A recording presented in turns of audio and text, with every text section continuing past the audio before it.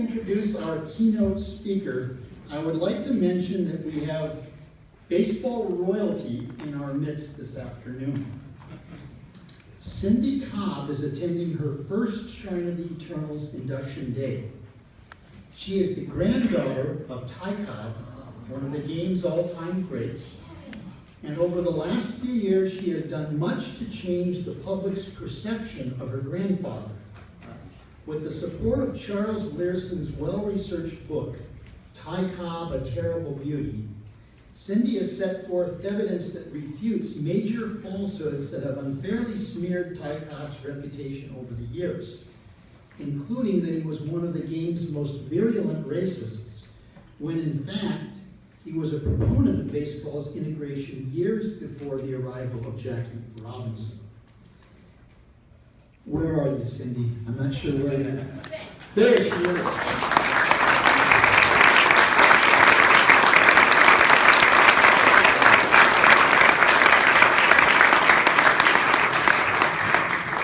We welcome you, and we hope this is the first of many shrine ceremonies in your future.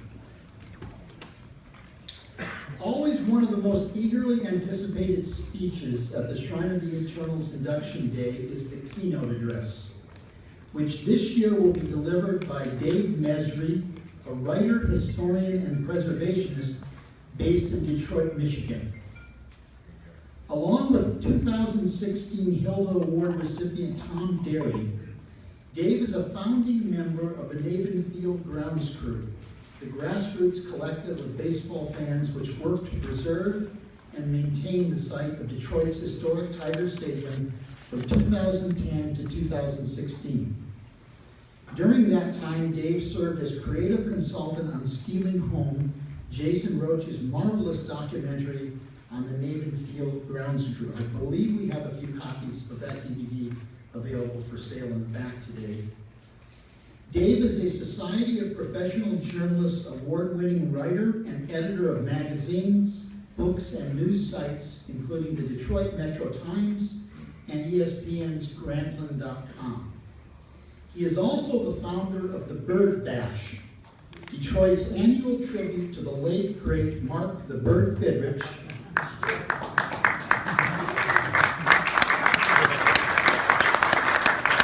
a 2002 inductee to the Shrine of the Eternals.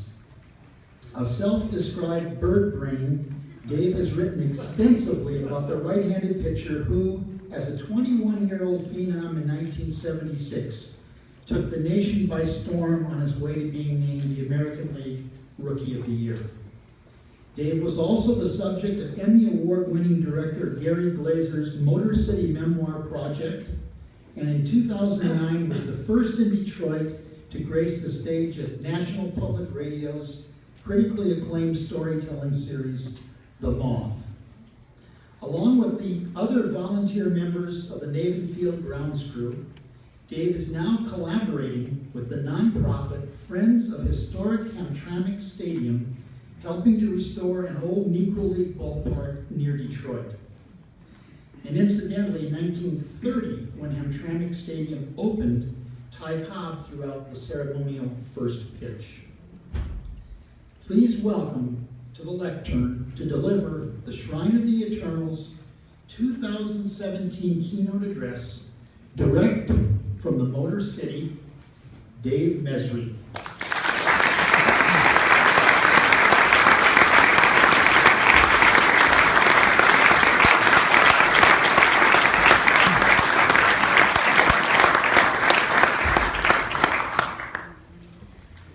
Hello. Nice place you have here, Terry. It's great to be here today. It's a little nerve-wracking, but it's great to be here today and see all your friendly faces here at the Baseball Reliquary. As Terry knows, it's a long way from Detroit to Pasadena. It's been a long, strange trip. As I'm sure you know, baseball takes you to some of the most unlikely places with the unlikeliest of people.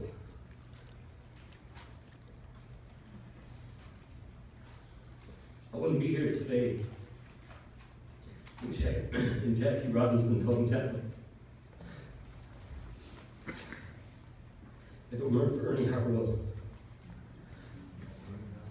if it weren't for Willie Horton, if it weren't for Tom Derry and the Navin Field Grounds Crew.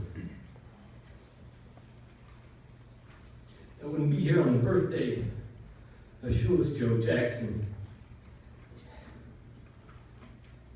if it wasn't for the spirit of Tiger Stadium. I like that hat. It's fun. It was Shoeless Joe who christened Tiger Stadium over 100 years ago, back when it was known as Navin Field. In that first game, at the top of the first inning, on April 20th, 1912, Shoeless Joe scores the first run. And not to be outdone, in the bottom of the first inning, the Tigers score their first run at Navin Field when Ty Cobb steals home. And for years, that old ballpark at the corner of Michigan and Trumbull was a mecca for many of us in Detroit. But as Camp Perrin knows, it wasn't always a mecca for African Americans who were forced to play in their own leagues simply because of the color of their skin. I grew up on the east side of Detroit. My father, son of Syrian immigrants from Damascus, taught me the game of baseball. Taught me about Earl Wilson, Gates Brown, Willie Horton. Taught me about Joe Louis and Louis Armstrong. We lived on the east side of Nottingham Street. On the next street over was an ex-con who somehow made it out of Jackson State Prison and into the Tigers starting lineup. His name was Ron LaFleur. Mickey Lolich lived in that neighborhood. Just a few blocks over was a notorious white boy, Rick. As one of the few Middle Eastern kids in my neighborhood and in my school, I was subjected to a fair amount of ridicule. Kids called me Arab, towel-headed, camel jockey. You can guess the rest. And as hard as I tried, I never really fit in. Always felt like a square peg in a round hole. I feel like I kind of fit in here with the Baseball Reliquary.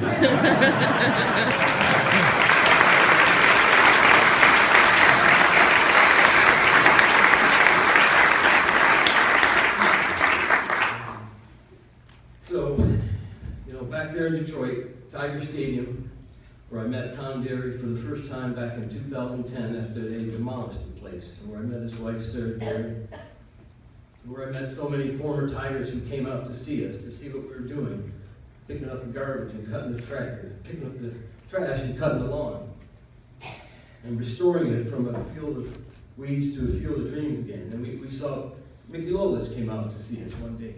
Johnny Walkenfuss came out.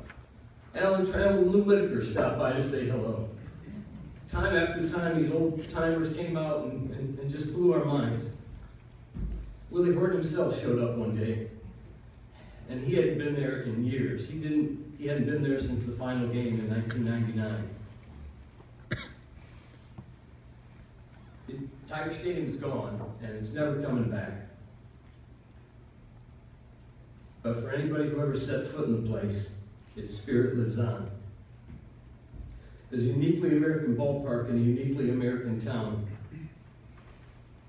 I think the story of Tiger Stadium is really the story of Detroit. It's the story of America. It's where immigrants from all over the world came to learn this quintessentially American game we love so much. It's where the Jews came to see Hank Greenberg, where Italians came to see Rocky Colavito, where Latinos came to see Ozzie Virgil. In the 1960s and 70s, when the Red Sox were in town, it's where the Arabs came to see Joe LaHoo. And after the Tigers signed Jake Wood and Willie Horton and Gates Brown, it's a place where African Americans can finally come and see one of their own wearing the Old English D. And one of those fans who used to come there all the time in the 40s and 50s and 60s and 70s was an auto worker, a black auto worker at Ford Motor Company.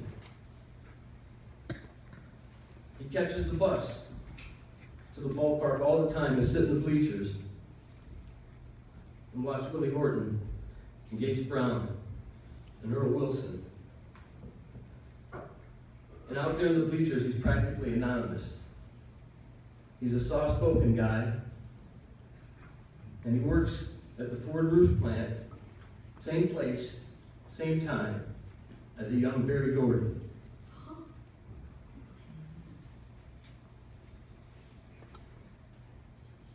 But he's not just any auto worker, he's an old ball player. And he still loves the game. He was a center fielder back in his day, and in fact, this guy, he hit the most home runs in Negro League history. His name was Turkey Stearns. In the 1920s and 30s, Norman Turkey Stearns played for the Negro National League Detroit Stars.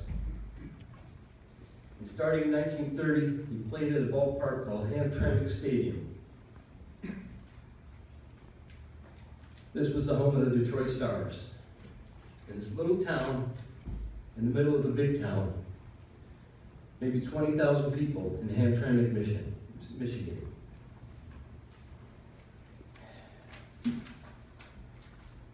It's where Josh Gibson came and played. Satchel Paige and Cool Papa Bell. And for the grand opening of Hamtramck Stadium in 1930, they asked this middle-aged white guy from Georgia to catch a train to Detroit and throw out the first pitch at the Negro League ballpark. And he does. And it's Ty Cobb.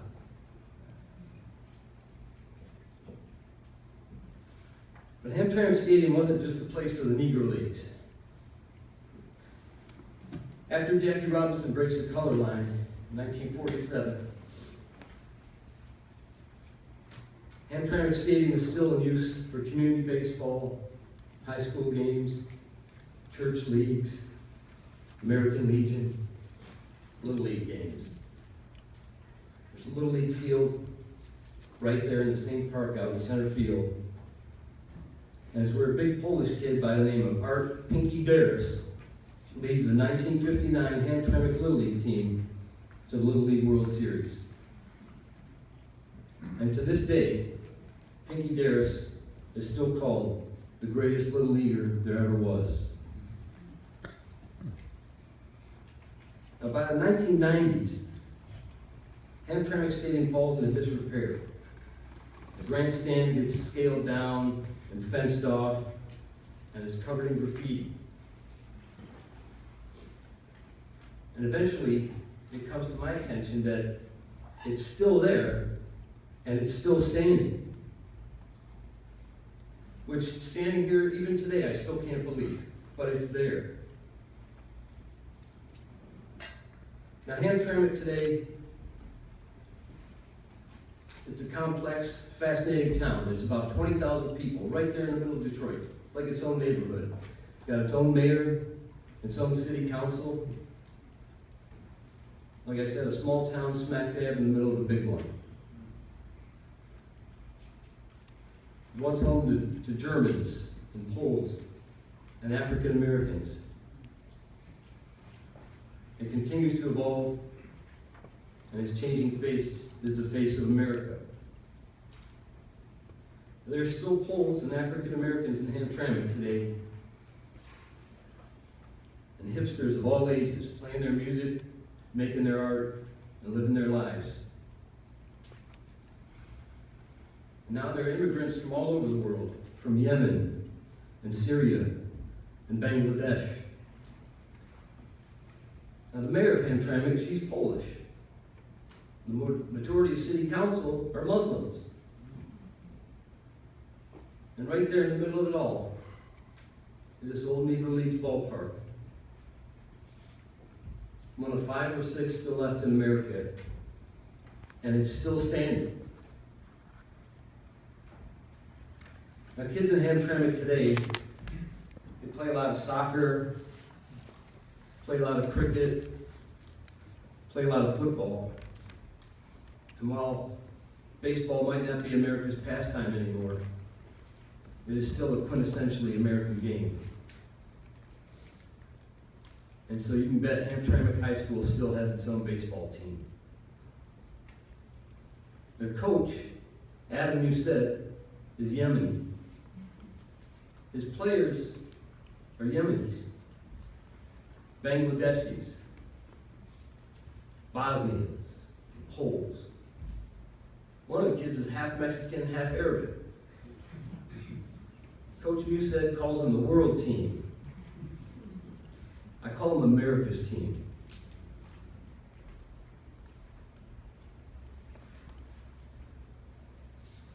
Like I said, I didn't realize until relatively recently that Hamtramck Stadium was still standing. But it is. And up until about a year ago, I didn't even realize this place existed. I didn't know who Terry Cannon was, but he killed Chesty.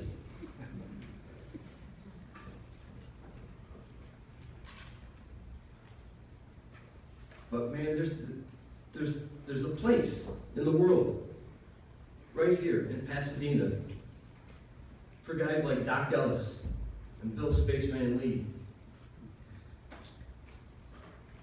and my all-time favorite, Mark the Bird Fidrich. And I just started to realize that so many ball players who came through Detroit over the years would fit in right here. Guys like Turkey Stearns and Pinky Darris, Dave Rosema and Johnny Walkenfuss, Hank Aguirre and Ron LaFleur. And while they might never get into Cooperstown, I think maybe there's a place here for the longest serving Keystone combination in Major League history. Alan Trammell and Lou Whitaker.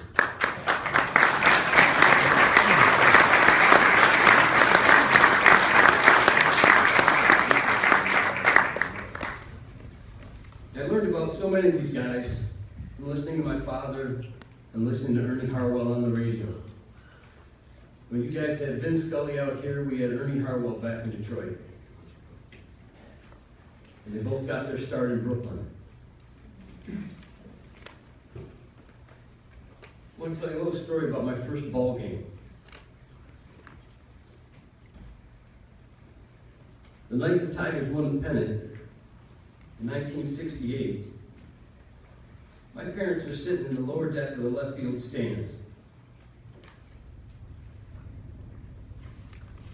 Don Wirt singles in the winning run, and the place goes bananas. Ernie Harwell calls it. He says, K-line has scored. The fans are streaming on the field. They're mobbing Don Wirt at first base. And the Tigers have won their first pennant since 1945. Let's listen to the bedlam here at Tiger Stadium. And from where I was sitting, that's all I could do. I had an obstructive view seat that day. My mother was 5 months pregnant.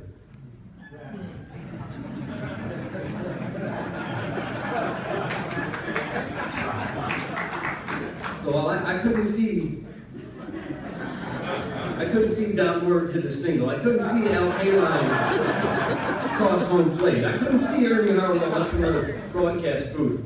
But I did what Ernie said. I listened to the bedlam there at Tiger Stadium. And I think it was right then and there. I think it was right then and there that, the spirit of baseball came to me. And it stayed with me even after all these people were gone from my life, after they left the Tigers and after they left this earth. And it stayed with me until 1999 when the Tigers played their final game at Tiger Stadium. And after the game, all these old Tigers, they come out in uniform and they go back to their positions on the field. Out comes George Kell, they take him over to third base. Out comes Willie Horton, and he walks right over to left field. And like my parents were back in '68, I'm sitting there in the lower deck of the left field stands, and Willie's crying, and Larry Herndon's crying, and everybody's crying. And there's a sign in the upper deck, and it's hanging there. It says, "Today there is crying in baseball." And everybody that day at Tiger Stadium broke the cardinal rule and cried in baseball. But the first one to come out of the tunnel that day is Mark the Bird Fidrich. I had seen him moments before in the stands, and he's in street clothes, and he's hot, and it's sweating, and he's wearing shorts, and I'm wearing a Fidrich jersey, and he sees it, he puts his arm around me, I put my arm around him, and he's up here. And I'm so tickled to see him, and he seems equally tickled to see me, and I say, "Thanks for coming back, Bird," all the way from tiny Northborough, Massachusetts. And he says, "Well, thank you," and he disappears into the crowd, and then an inning or two later, he's running on the field, and he's back in uniform, and it's the year of the bird all over again. And he runs out to the pitcher's mound, where he ruled the roost back in '76, where he used to get down on his hands and knees and prune the mound with his hands. And he kneels down, and he reaches in his back pocket, and he pulls out a Ziploc baggie, and he scoops up a handful of dirt and fills it up to take home with him back to Massachusetts.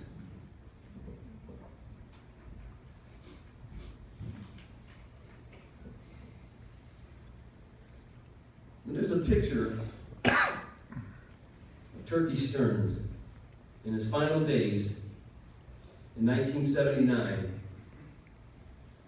and he's standing at home plate at Tiger Stadium. This is a place where he was never allowed to play because of the color of his skin. And Turkey's just staring out into the outfield, where he sat as a spectator for so many days in the bleachers. And you can see in his eyes a story of the Negro Leagues. It's a story of the triumph of determination over discrimination, and the triumph of dignity over despair. You'll see the picture, and you'll see that look in his eyes.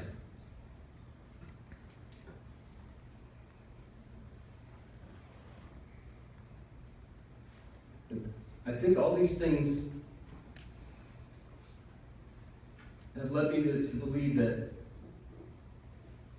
I think it all boils down to this, that place matters.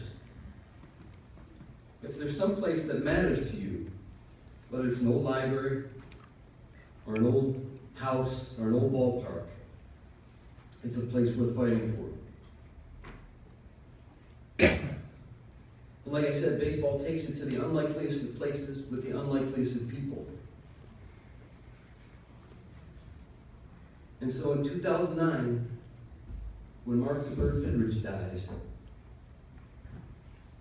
I realized I must go to Northborough, Massachusetts. This little town, 45 minutes west of Boston, right outside of Worcester, Mass. It's a little town I always wanted to visit, but I never got around to it until I got the word that the bird was gone. So I hop on a plane, and I fly out east,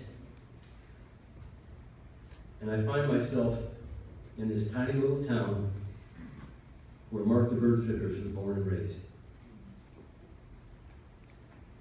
And I find the church, and it's jam-packed, and there's a line outside a mile long, but somehow I managed to get myself in, and I stand in the back of the church. And up there on the altar is a Mark the Bird Fidrich jersey, and there's not a dry eye in the house. And who should be there all the way from Detroit to give the eulogy but Willie Horton?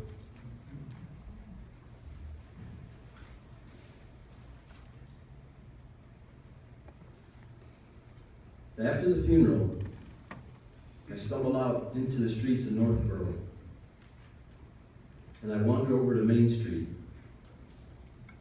and I come upon what looks like an old abandoned gas station.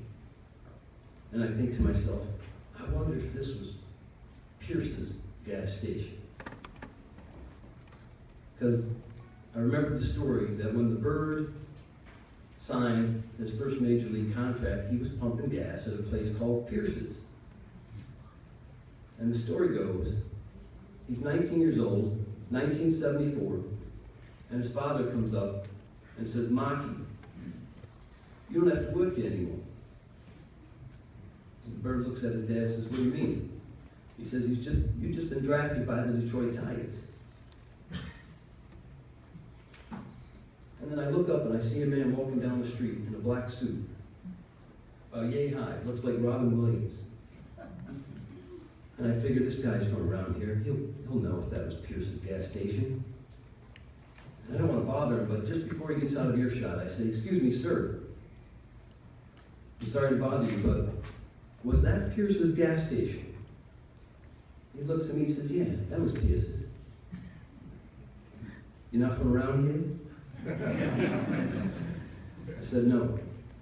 And he looks and I'm wearing a sport coat and he says, were you just at the church? I said, I was. He said, are you from Detroit? I said, I am. And he said, my name is Stevie Graham. I grew up here with Maki playing Little League ball, Legion ball. I've known him all his life. You want to buy me a coffee? So Stevie Graham and I walk into the Dunkin' Donuts and I buy him a coffee. And he sits down and starts telling me what it's like to live in Northborough, Massachusetts, and to know Mark the Bird Fitteridge all your life, and what it's like to see this guy go from your lovable neighbor to Monday Night Baseball, standing in the stocking feet talking to Bob Uecker on Monday Night Baseball. And then he tells me his nickname. Stevie Graham. Turns out Stevie Graham is a hell of a poker player, and he's always beating his buddies at poker. So they call him the Brain. So Stevie the Brain Graham says, hey, you got a car? I said, yeah. He says, how'd you like it to a Northborough? I said, I love it. So we get in the car, I get behind the wheel, and we start driving around the hometown of Mark the Bird Fitteridge. First place we come to is a little house. He says, you see that place there? Yeah, he says, that's where Marky grew up. Right there in this house, that's right, this very house right here. We drive around a little more. We drive by a farm. And I look in and he doesn't have to say anything because I know whose farm it is. And I can see in the distance a big red Mack truck parked right outside his garage. And I know whose truck it is. And then we drive around a little more and he says, there's one more place I gotta show you. And so we drive around town a little bit and we end up at a little ballpark called Memorial Field. There's a Little League diamond there and there's a Major League diamond. And he says, this is where we grew up playing ball, man. This is where Marky and I learned the game. And I'm in awe. And then Stevie the Brain Graham walks over to a maintenance building and he grabs a groundskeeper. He says, hey Tommy, I want you to meet somebody. This is my buddy Dave. He came all the way from Detroit for Marky's funeral. He says, hey, you got a Ziploc baggie? He says, yeah. Let's go get me a Ziploc baggie. So this groundskeeper goes back in the building. He comes out with a plastic bag. And the Brain tells him, go get some dirt from the mound. So I'm standing there with Stevie the Brain Graham in Northborough, Massachusetts, the hometown of Mark the Bird Fitteridge, and watch this groundskeeper go out to the mound, get down on his hands and knees, scoop up a handful of dirt. Put it in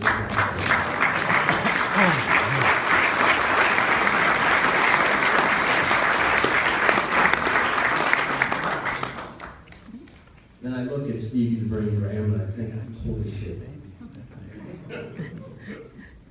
I said, Brain, I've got something for you. He says, what do you got? I brought something with me from Detroit. And I didn't know why I brought it or what I was going to do with it until that very moment. And so I reached in my pocket and I pulled out another bag of dirt. And I gave it to Stevie Graham. And he looks at me and says, is that what I think it is? I said, it is. He says, is that from Tiger Stadium? I said, it is. He goes, is that from the fucking pitcher's mound? I was like, I'm sorry, no, it's from the left field line. It's the best I can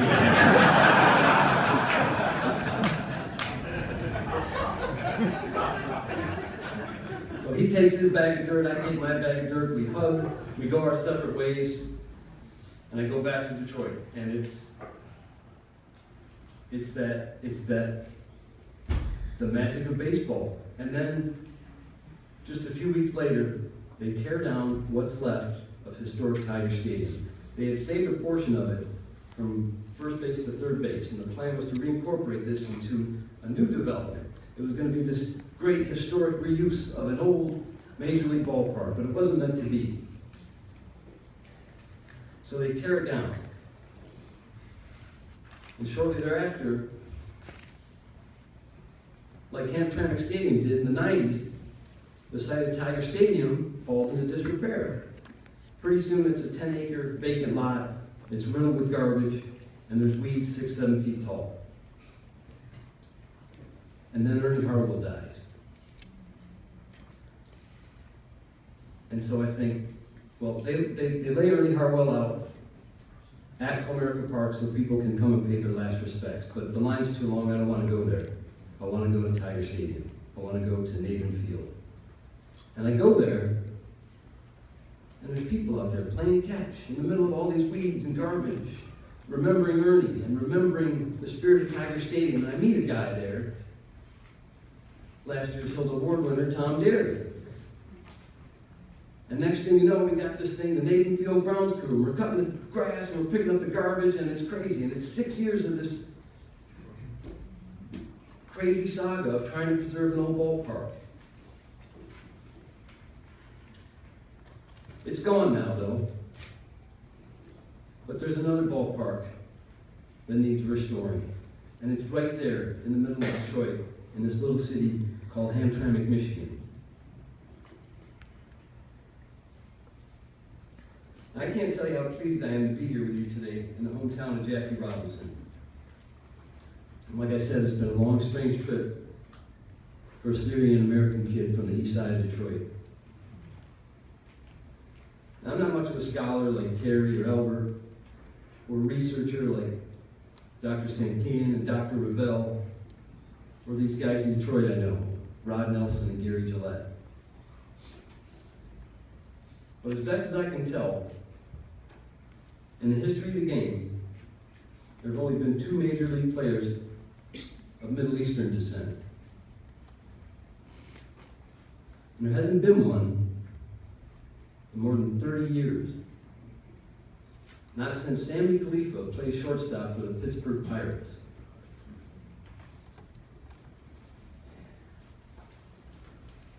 And that all got me to thinking, while I'm proud to be with you here today at the Baseball Reliquary, I think I'll be even more proud and more pleased when I look out between the lines of Major League Diamond and see a Middle Eastern facing baseball again. There's a kid out there somewhere just waiting to be discovered. Maybe he's Yemeni, like Adam Musset. Maybe he's Lebanese, like Joe LaHood. Maybe he's even a Muslim like Sami Khalifa. And maybe, just maybe, he's from Hamtramck, Michigan. Thank you.